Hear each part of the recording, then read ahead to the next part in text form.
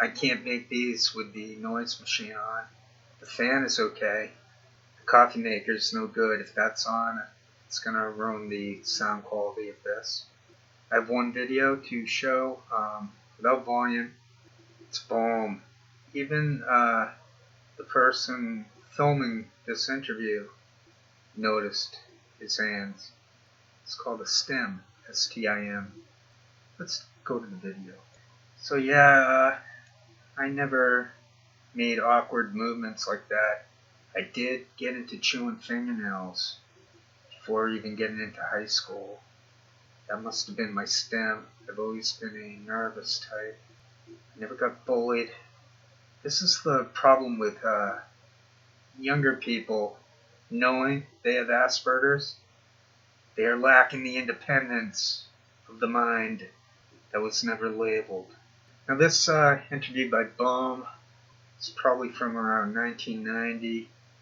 I wish I could go back in time and talk to him and say, dude, you have Asperger's.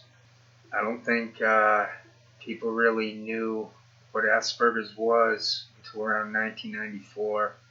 I mean, it was known since around 1940, but it didn't really sink in until the mid-90s.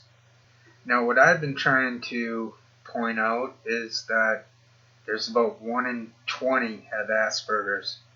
I'm picking numbers out of the air. There's an official number at around 1 in 68 has autism. I think they say 1 in 10 of those has Asperger's. They're basically downplaying Asperger's. They got rid of the word.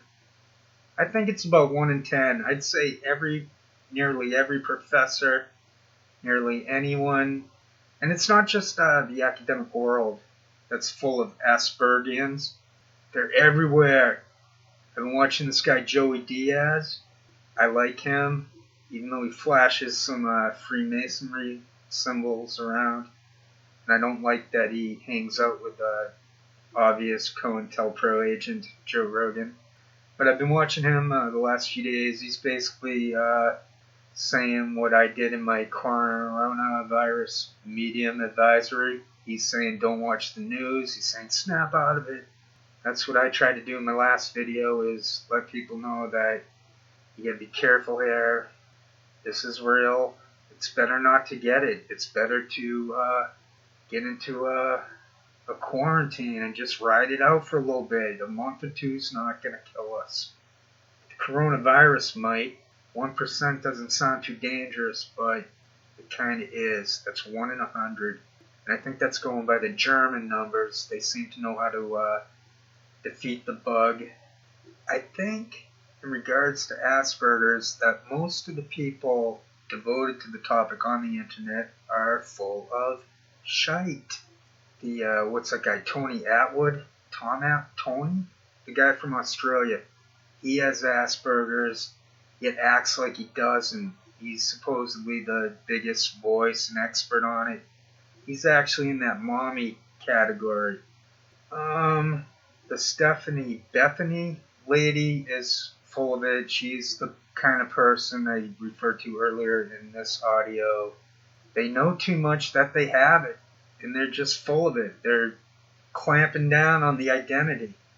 They're doing nothing for anyone older than them who never got labeled with it. There's a schism. There are people out of Australia I can't really relate to. There's some guy pacing back and forth.